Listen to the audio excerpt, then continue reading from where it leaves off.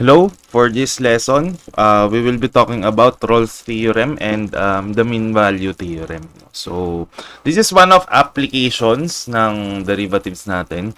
No? So, this is used to find a certain value in between a certain interval under certain circumstances.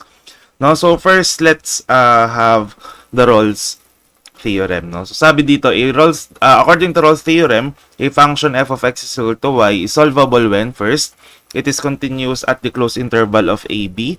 Second, it is differentiable at the open interval AB. And third, f of A is equal to f of B. Now, so before we proceed with the application, no, how are we going to use this Rolle's theorem? Let's first review few concepts, no, that is given in this condition, in this three condition. Now, first, let us discuss what's the difference between a closed interval and then open interval. Now, so when we say closed interval, we have here a set of values, no. This is what we call endpoints, no, itong dalawang to, tawag natin dito ay endpoints. Hindi yan hindi yan points on the plane but rather endpoints, no? Magkaiba 'yon. So, when we say closed interval, no, at a closed interval AB, now we are going to consider the values from A going to B. Okay? So, ibig sabihin, no, say the values of x such that x is greater than or equal to A but is less than or equal to B. No? So, from point A to point B. Yun yung ibig sabihin, from value A to value B. Yun yung ibig sabihin ng closed interval. When we say open interval, no, that is the value in between the endpoints. No, hindi kasama si endpoints. So, we have the values of x such that x is greater than A but is less than B. No, yun yung main difference ng dalawa, no? Yung main difference ng closed interval and ng open interval. Now, let's go with continuity and differentiability, no? So, itong dalawang to. So, when we say continuous, na dito ko nalalagay sa taas. So, when we say continuous, a function is said to be continuous, no, if the function f of x is defined for all values. No, given in the interval. Defined for all values.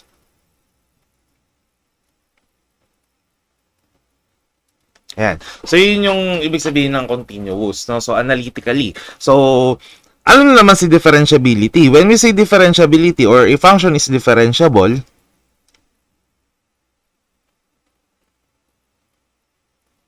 no, the derivative, no, yung derivative ng ating function f prime of x is defined for all values in the given interval, no? Ayan.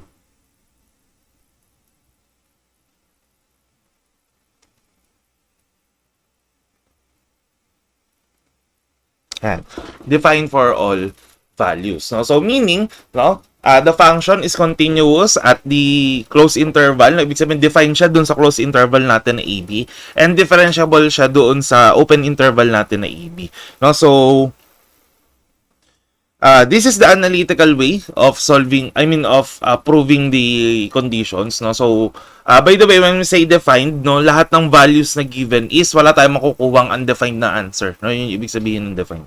So, third condition, self-explanatory, f of A should be equal to f of B. So, when we substitute the value of A and B to the function, it should give the same value. Now, so once all these conditions are met, the theorem states that f prime of C, no, so ibig sabihin, the derivative of the function when x is equal to C is equal to 0. No, yun yung ibig sabihin ng Rolle's theorem. Okay, so from that we will be able to find the value of C. So graphically, yung kanina, that is the analytical way of solving or proving the conditions for Rolle's theorem. So there is another method, the graphical method. No, let's say this is the graph of the function. No, of course you need to graph the function. No, so let's say this is y is equal to f of x. So at the interval AB, no, let's say this is A. Say this is B. So the values are all I mean, wala tayong makikitang undefined or breakpoints, no? So, wala rin tayong asymptotes. No? So, no undefined region.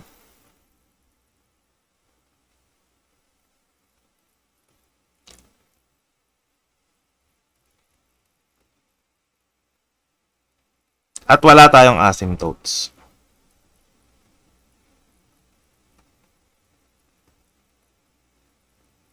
Ayan.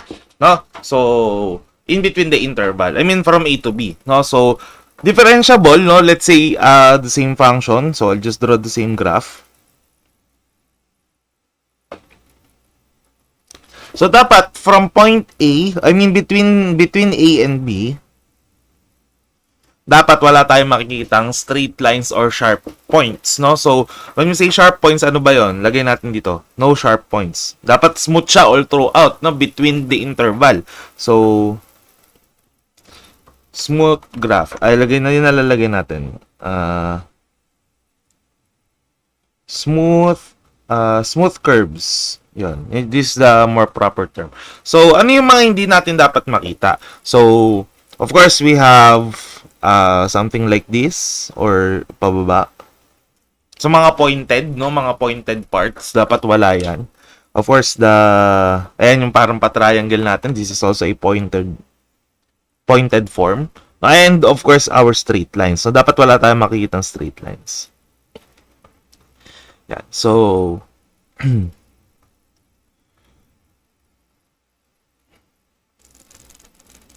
ano to? Pag may nakita kang ganito, not differentiable. In between the interval, ha?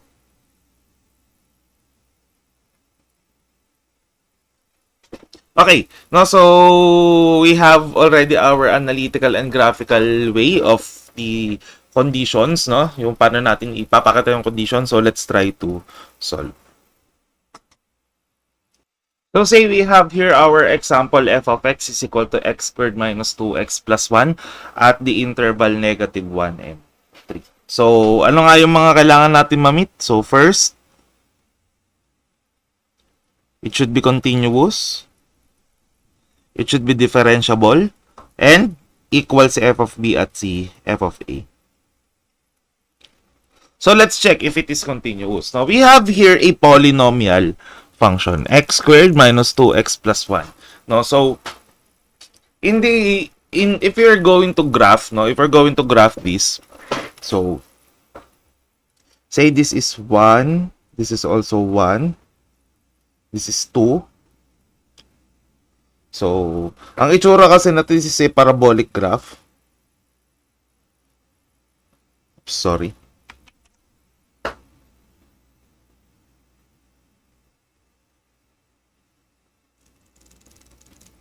And say, kunwari, ganyan yung itsura ng graph natin, no? So, as you can see, between the interval negative 1 and 3, let's say this is negative 1, this is 3. So, from this region, going to this region, no? So, the graph extends to infinity, so lalampas pa yan, no? So, wala tayong makikitang undefined regions, wala tayong makikitang asymptotes. No? So, ibig sabihin, this is continuous. No? So, also, all polynomial functions are continuous at any given point. No? So, lagay natin dito.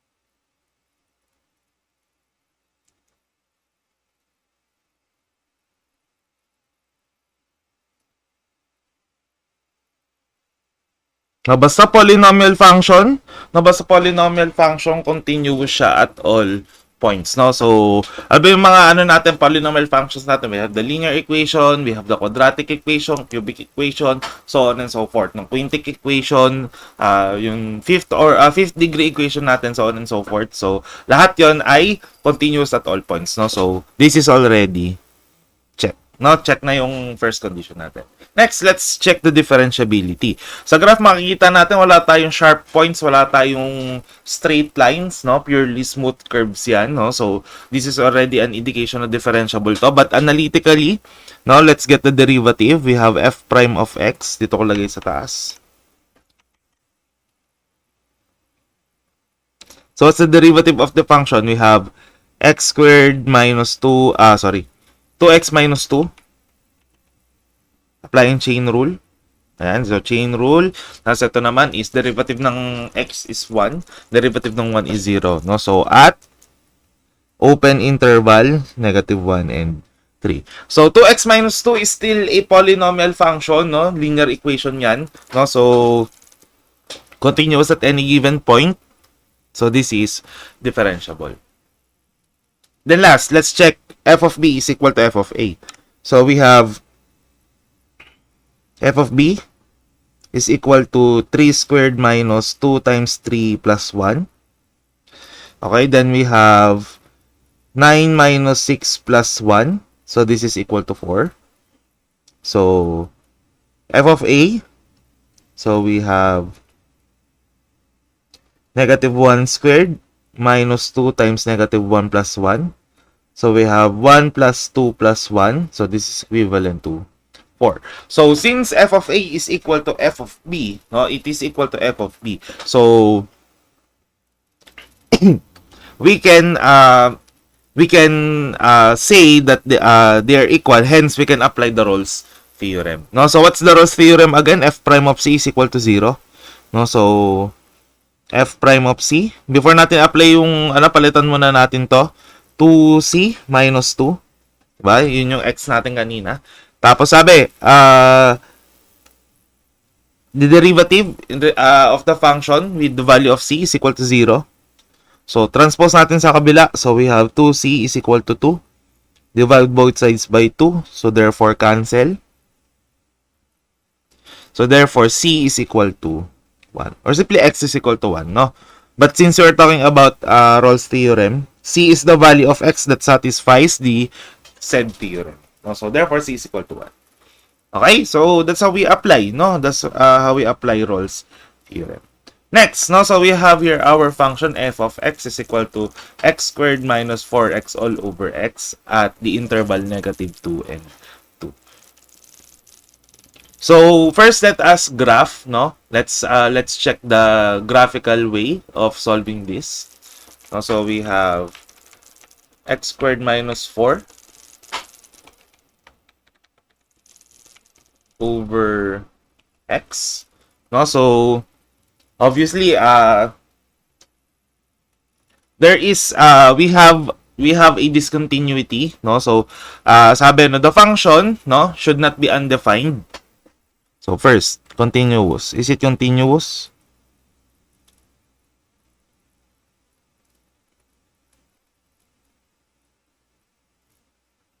Ayan. No, so obviously, we have a fractional function here, no, with the denominator of x. And alam naman natin, lahat ng fractions, no, denominator should not be equal to 0 or else mag-undefine yung function natin. No, so, let us equate the denominator, no, to 0. So, we have x should not be equal to 0. No, rather, let's have the inequality, not equate. So, x should not be equal to 0.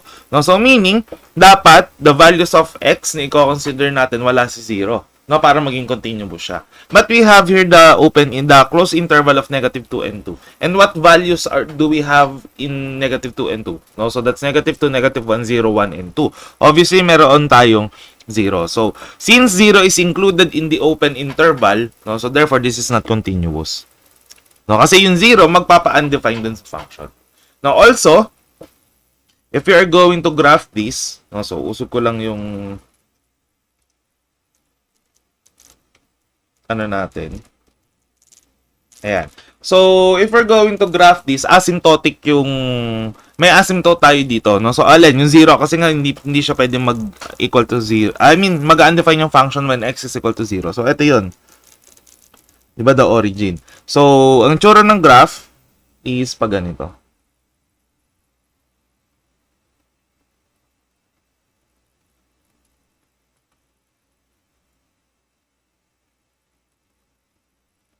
Ayan, no, ganyan yung itsura ng graph natin. So, ano ba yung nga natin? So, we have negative 2 and 2. So, let's say this is negative 1. This is negative 2. This is 1. This is 2. Diba? So, obviously, in between, no, this is the region that we are going to consider.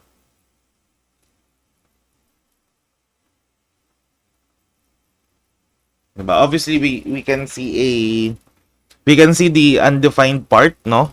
Inside, no?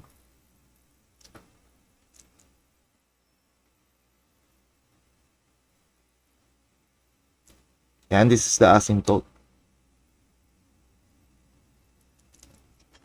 Yeah. So, with that being said, ayan. With that being said, no, so therefore the function is discontinuous, no. So kapag may nag-x na tayong isa, kahit hindi niyo na ituloy yung iba, no, so automatic this has no answer.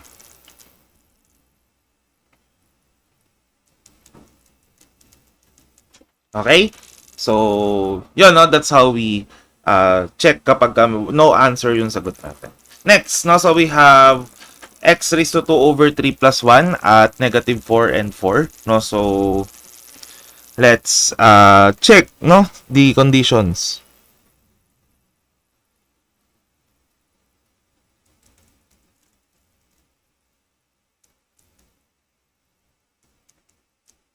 Ayan. No, so meron bang value na magpapa-undefined sa function natin? No, so let's see. So this one is a radical term, no? So this is equivalent to cube root ng x squared. Now, can you think of a function, no, that has a value, I mean, can you think of a value of x that will make this undefined? No, so let's say positive, no, let's say positive 1. So we have cube root ng 1 squared. So this is still equal to 1, obviously. Cube root ng 0 squared is still equal to 0. No, representing positive, representing 0. Then we have, let's say, negative 1. No, so we have negative 1 squared. So let's say this is negative 1 squared is 1, cube root ng 1 is 1. No, so still meron tayo nakuha ang value. So having this said, no, this is continuous at any given point, no? So kahit pa dito sa interval natin na negative 4 and 4. So this is continuous, no? So to check, the graph of the function is like this.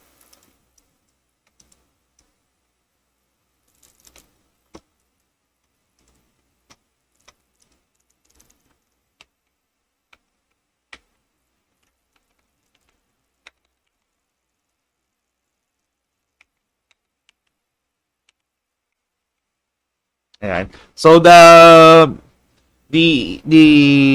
shape of the graph is something like this. So this is 1, let's say.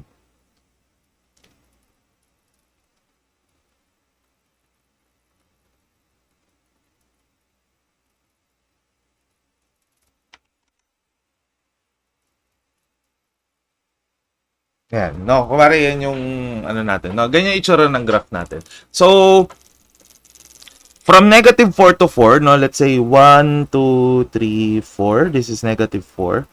1, 2, 3, 4. So,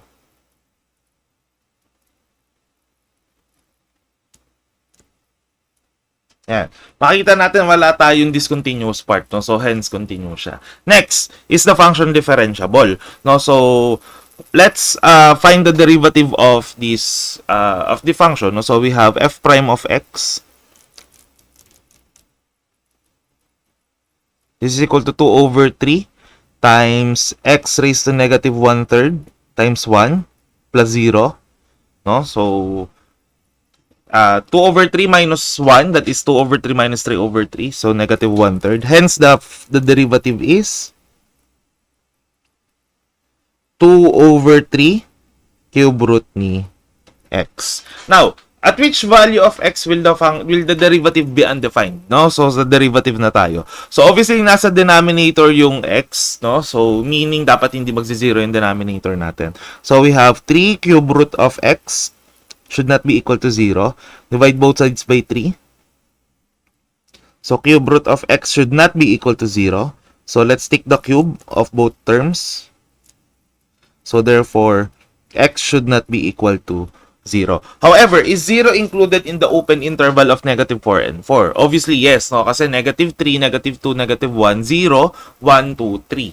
No? So, and also, makikita natin dito sa graph natin, meron tayong pointed part.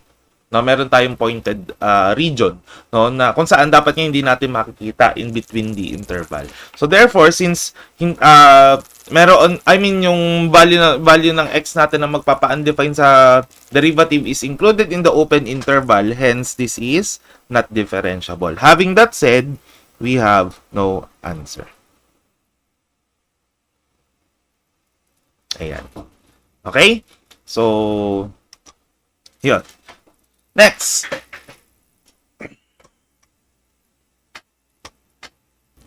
We have the value of the function f of x is equal to sine x at the interval 0 to 2 pi. No? So, let's check the three conditions. Is it continuous? Is it differentiable? And is it f of b is equal to f of a? No, so first, continuous ba yung ating function? So, hindi natin alam, mahirap i-identify, no, yung mga transcendental functions natin. So, we can do the manual checking, no, sine 0, sine 1, sine pi and sine 2 pi, 'di ba? So, say sine 0, this is equivalent to 0. Sine pi is still equivalent to 0. Sine 2 pi is equivalent to 0 as well. Sine pi over 2 is equivalent to 1. Sine 3 pi over 2 is equal to 1. So, if we're going to check continuously, no? So, meron tayong makukuha mga values, 'di ba? Tama. And if we're going to graph this, no? So, ang itsura ng sine wave ay ganito. So, I'll just draw one complete cycle, no? Para mas madali yung makita. Ayan. So, this is the graph of a sine wave, no? So, this is from 0 to pi to 2 pi, no? Tapos yung mga in-between natin, this is pi over 2. This is 3 pi over 2. Okay? So, this is the sine function. Next. No, so wala tayong makikitang undefined region or asymptotes, no, from 0 to 2 pi. So this is continuous. Next, is it differentiable, no? So what's the derivative of sine x? Obviously that is cosine x, 'di ba? So at the open interval from 0 to 2 pi. So in between 0 to 2 pi may nakikita ba kayong straight lines, pointed regions, or pointed regions? Obviously, wala. Diba? We can plot tangent lines, no? Kahit saan dito sa curve natin. So, therefore, this is differentiable. Also, cosine x from 0 to 2 pi, wala tayong undefined dyan, no? So, say, we have cosine 0 is equal to 1, cosine pi is equal to 1, cosine 2 pi is equal to 1, cosine pi over 2 is equal to 0. Cosine 3 pi over 2 is equal to 0. No? So, yan yung mga values natin, and kahit continue nyo pa yan. No? So, wala kayong makukuha ang undefined value dyan. Next, let's check, is f of b equal to f of a? So, we have, ito na lang. F of b is equal to sine 2 pi. So, kanina na-compute na natin, di ba? Sine 2 pi is equal to 0. F of a is equal to sine 0. So, sine 0 is still equal to 0. So, therefore, equal sila. Hence, we can proceed with the Rolle's theorem. No, so, sabi sa Rolle's theorem, no, so we have f prime of c is equal to cosine c or cosine x. No, so, let's equate cosine c to 0. So, we have cosine c is equal to 0. Now, we have computed, no? Ito, check natin yung mga cosine values natin, no? So, and you can continue it, no? So, between the interval, no, from 0 to 2 pi, no? At what values of c will cosine be 0? No? So, ito meron na tayo nakita, dalawa. No? So, cosine pi over 2 at saka cosine 3 pi over 2. So, if we're going to check it graphically, no? So, the graph of a cosine wave is somewhat similar to a sine wave pero shifted to the left, no, ng half pi, no? So instead of starting from the origin, mag-start siya sa taas. Ayan. So this is the graph of a cosine wave, no? Tuloy natin ng onte. Ayan. So this is 0. This is pi over 2. This is pi. This is 3 pi over 2. And this is 2 pi. So as you can see, no, at pi over 2, so nandito sa nag-intersect si cosine wave tsaka si x-axis, ganun din si 3 pi over 2. So that's one way of checking as well, now the values of c, especially when we are dealing with transcendental functions. So sir, hindi ba pwede i-calculate yan? Pwede naman actually, pero hindi mo kasi makukuha si 3 pi over 2. No, kapag ka let's say c is equal to arc cosine 0, kasi 'di ba pagka nag-apply tayo ng inverse rule for functions, 'di ba, makakancel si cosine. So we have arc cosine 0, no, c is equal to arc cosine 0. So ang makukuha mo lang dito is yung actually numerical value pa ng pi over 2, no? So c is equal to pi over 2. However, hindi lang naman yan yung sagot, no, as we can see with the graph. So therefore we need to add 3 pi over 2. And this is our answer. Ayan. Okay? So, I hope malinaw yung guys, no? So, let's proceed with the last example for the Rolle's theorem. So, we have f of x is equal to x square root of 4 minus x. So, we have... Ayan. So, let's check conditions.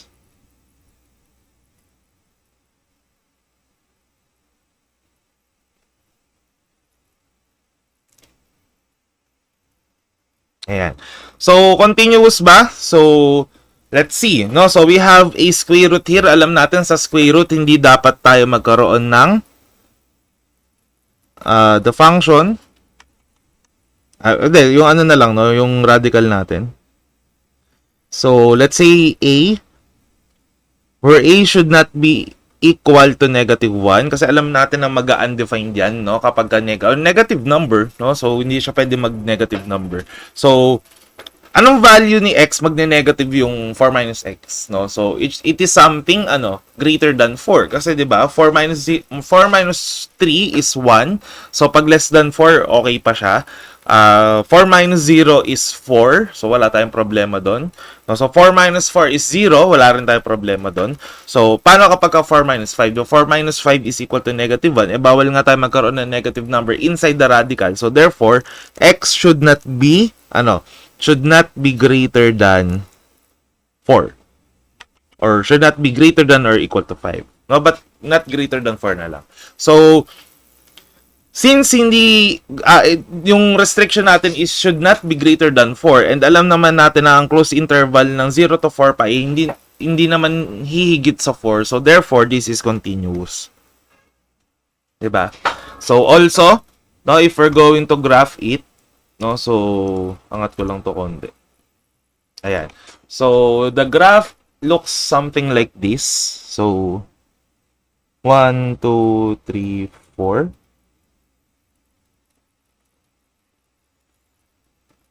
So, we have, and this is 3, let's say, 1, 2, 3. So, it is somewhere in between 2 and 3. Ayan.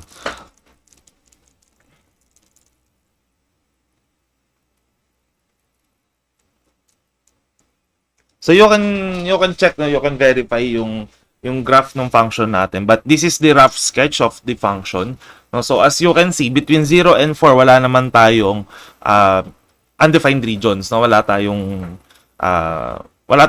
asymptotes. No? So, continue siya. Next, let's check the differentiability. Let's get the derivative.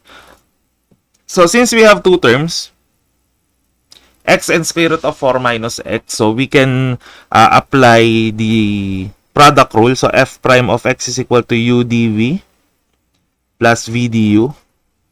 So, we can have f prime of x is equal to x. The derivative of square root of 4 minus x is negative 1 over 2 square root of 4 minus x. So, how did I arrive with this one? Just by using chain rule, no? Convert nyo lang from radical to fractional exponent.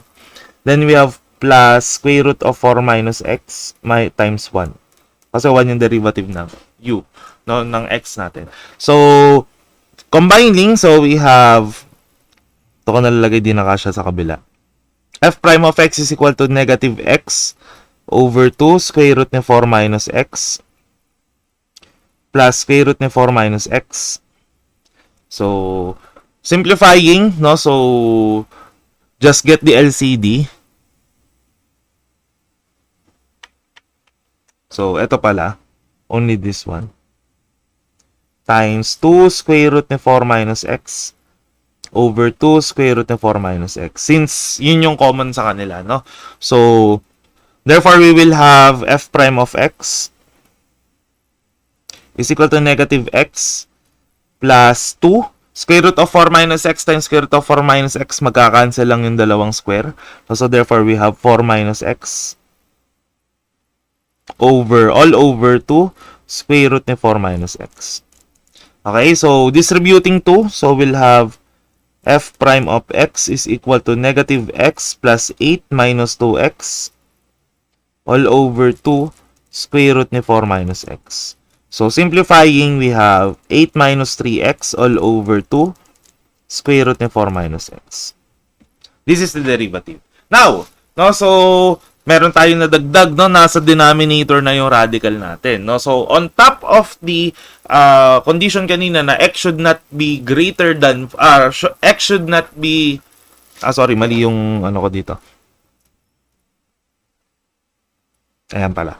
So since our condition kanina x should not be greater than 4, no, so magkakaroon tayo na additional condition dito. X should not also be equal to 4. Bakit? Kasi pag nag-equal to 4 to, 4 minus 4 is 0. Kapag nagkaroon tayo ng denominator na 0, no, so ano mangyayari sa function natin? Undefined. No, so ang condition na natin dito, x should not be greater than or equal to 4. No, yan yung condition natin. But since we are talking about, no, differentiability, yung condition ba to is pasok sa open interval, 'di ba? So we have here 0 and 4. Sir, may 4 ka, x should not be equal to 4. But since we are talking about nga open interval, hindi kasama si 4 sa i-consider natin. 'Di ba? Remember, open interval, in between ang pinag-uusapan natin. So hence, no, so this is differentiable. Also, if we're going to look at the graph, I forgot to put the numbers. So, from the region, no, in this region, 0, then we have 4. So, makikita naman natin, wala tayong straight, wala tayong pointed parts. No, so, therefore, this is differentiable. No, so, check. And last, no, f of b is equal to f of a. So, f of b is equal to 4 times 4 minus 4. This is equivalent to 0. And we have f of a.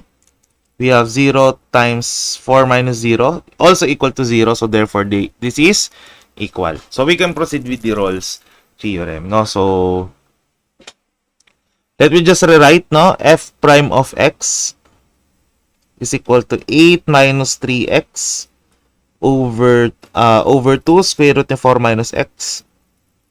But this is our derivative. So, papalitan lang natin ng c. So, we have 8 minus 3c over 2 square root of 4 minus c.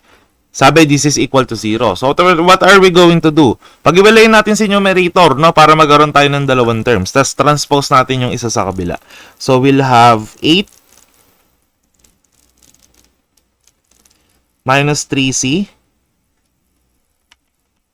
8 over 2, square root ni 4 minus c, minus 3c, over 2, square root ni 4 minus c is equal to 0. Now, so, lipat mo si 3c sa kabila, so we'll have 8 over 2, square root ni 4 minus c is equal to 3c, over 2, square root ni 4 minus c, So, multiplying both sides with 2 square root of 4c para mawala yung denominator.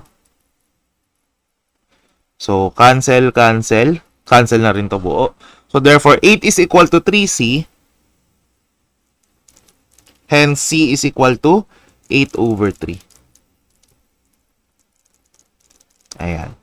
Now, so another solution, no, from this part, no, from this, so we'll have 8 minus 3c, which is easier. So just multiply, no, to both sides yung 2 square root of 4 minus c na agad. No, so para ma-cancel na to, since ganun din naman 2 square root of 4 minus c times 0 is 0. No, so we'll have 8 minus 3c is equal to 0. So, lipat mo si 3c sa kabila. 8 is equal to 3c. C is equal to 8 over 3. Ayan. Okay? So, that's how we got our answer. Okay? So, C is the value of X. No? Yung 8 over 3 is the value of X that satisfies the Rolle's theorem. Also, by the way, no, before I forget, yung mga nakukuha nating answers, no, just like with this, 8 over 3, ito, at saka yung sa una natin, all of this should be inside the interval. No, kapag outside the interval, mali yung nakuha natin sagot. Yun yung ibig sabihin nun. No, so, dapat yung mga values na makukuha natin is all inside the interval. Okay? So, yun. So, I hope malinaw, no? Ayan. Sige. So, let's have the mean value theorem. No, so, almost the same with Rolle's theorem. No? Ang kaibahan is dalawa na lang condition natin, but the conditions are the same. Continuous at the closed interval, differentiable at the open interval. No? So, pag na-meet na yung dalawa, we can apply this theorem. F prime of B is equal to f of b minus f of a over b minus a. Kung kanina kay Rolle's theorem, 0 yung equal ng f prime of c, dito meron na tayong value. No, ayan. So, actually, si Rolle's theorem is also mean value theorem. Equal lang yung f of b tsaka f of a natin. Diba, alam naman natin, pag equal tong dalawan to, say a minus a, diba magzi-0 lang to? Any number, 0 divided by any number is equal to 0. Hence, our Rolle's theorem. No, so they're just the same, no? Additional information, no? So hatiin ko to. So yung left side, no? So we also know this as the average rate of change ng alin? Average rate of change ng graph natin, no? From point A to point B. So average rate of change.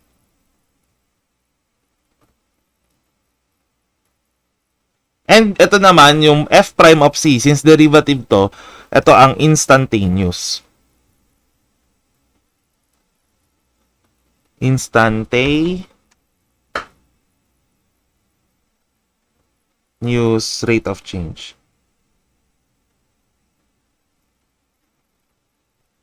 No? Ayan. So, yun o, yung dalawa. So, also, yung f prime of c, di ba, in terms of slope, alam natin na ang derivative is the slope of the tangent line. Di ba? And itong kabila naman, no, itong average rate of change natin, this is the slope of the second line. Ano yung second line? No, so, ayan. So, yung second line, if we have a graph, say,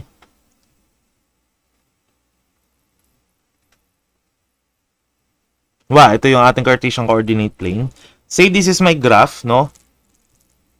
From this point going to this point, no? So, from these two. So, secant line, no? Yung secant line natin, ang definition kasi niyan is a line that passes through points, through 2 points, no? Of the graph. No? So, yan yung ating secant line, no? So, tangent line, di ba? That is a line passing through only one point of the graph. No? So, say dito.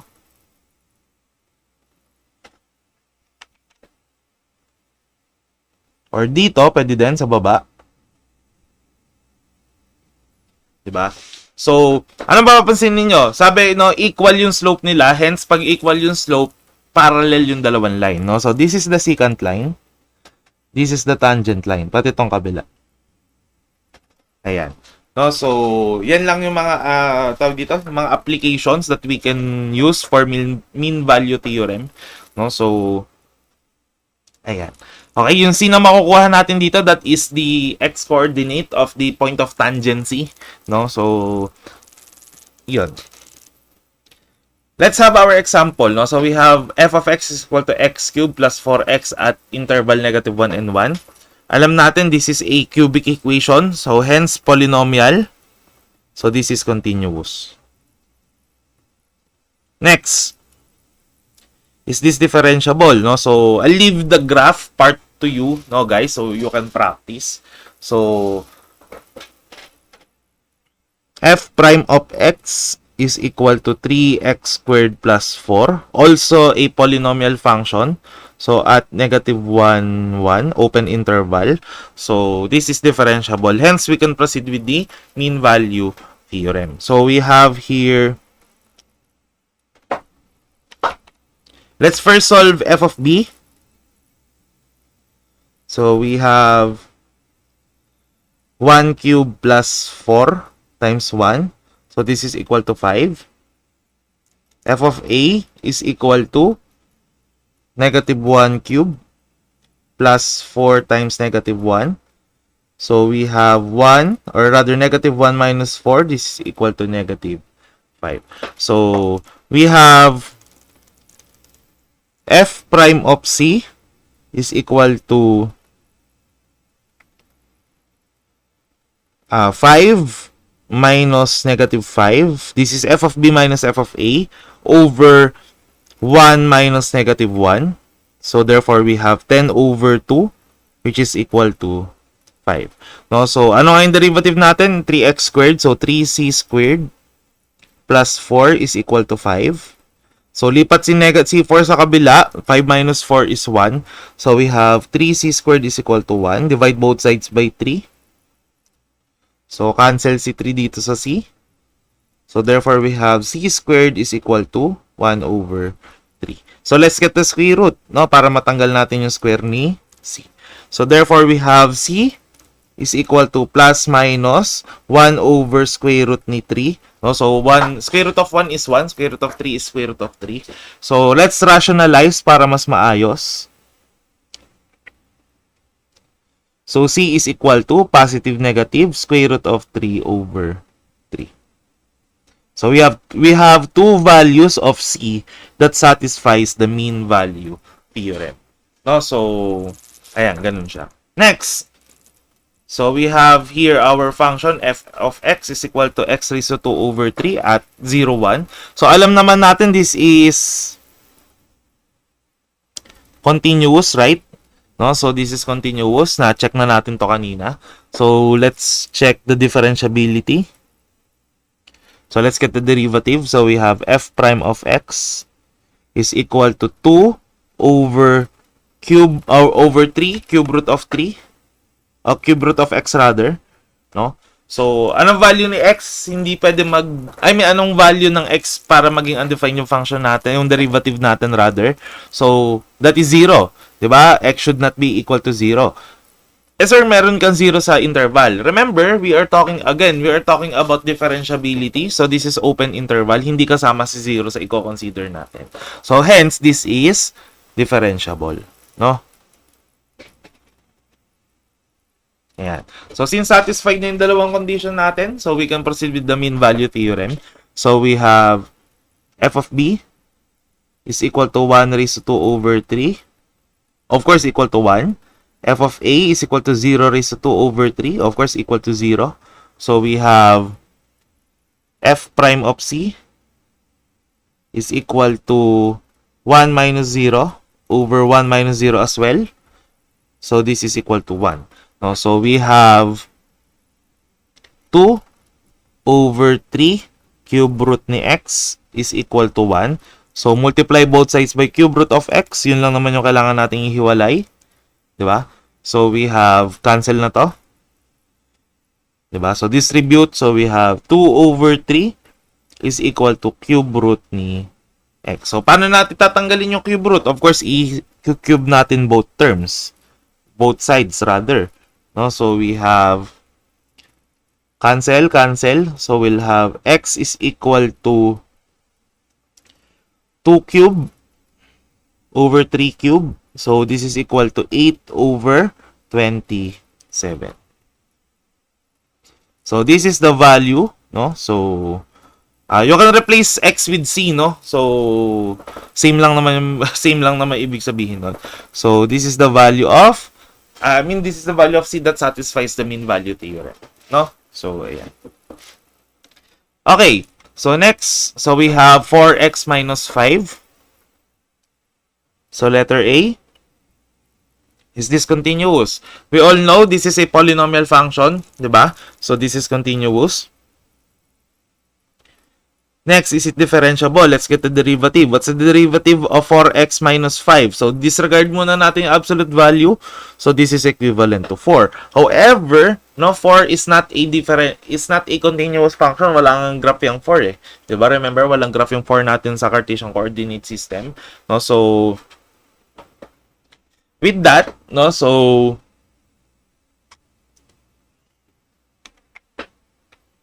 ayan.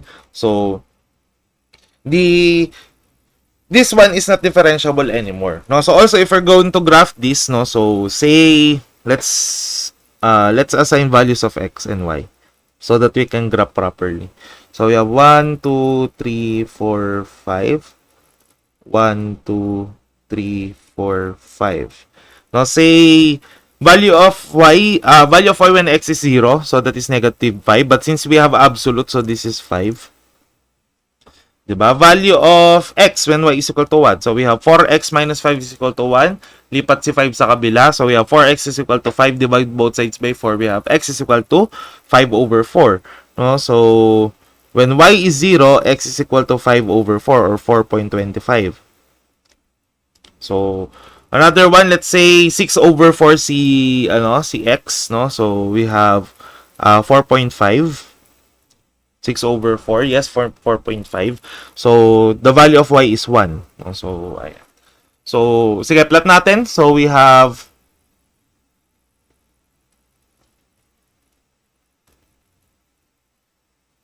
ayan. Then, we have 4.25 and 4. Ayan. No? So, this is a linear equation. So, straight line lang yan. No? So, wala tayong curves na makikita dito.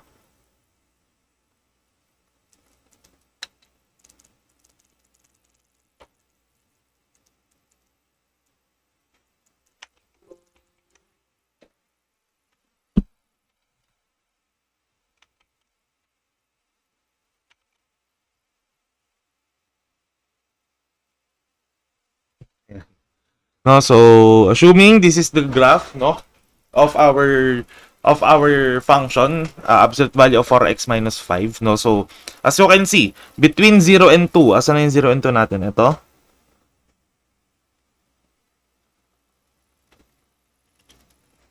So from this, asan na yung puti?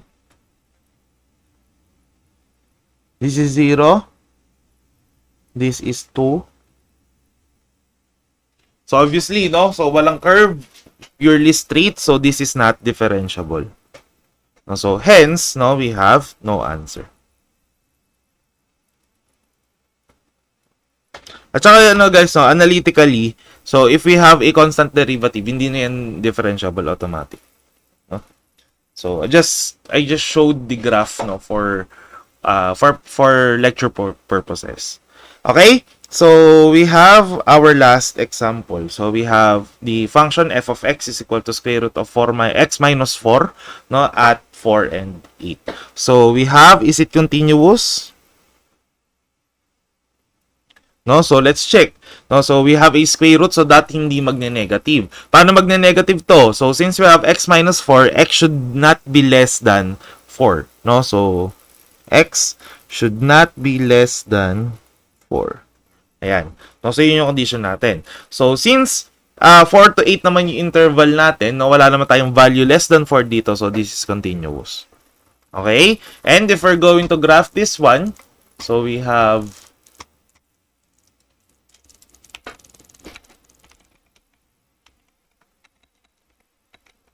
and so say this is 1, 2, or say this is 2 and 4. Now let's just scale 2 and 4. So the graph of the function looks something like this.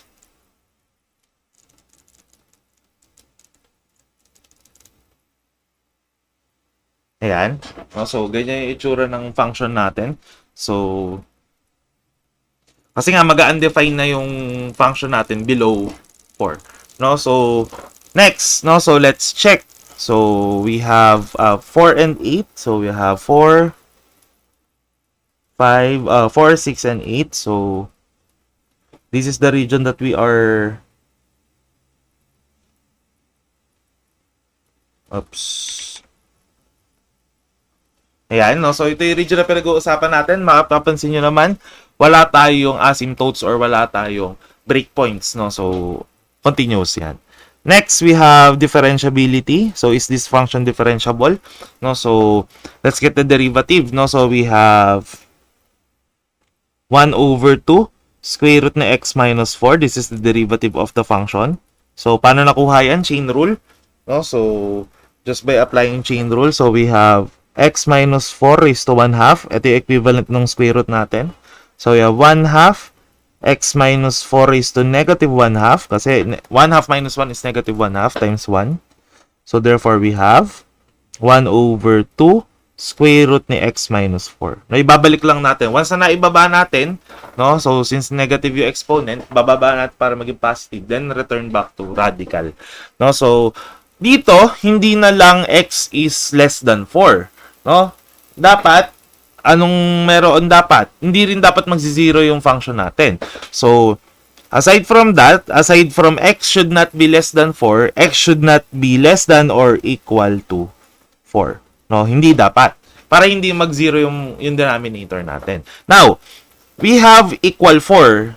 4 is an endpoint. However, talking about differentiability, open interval, so, hindi natin siya kasama sa i-check. So, we have the function is differentiable. Next.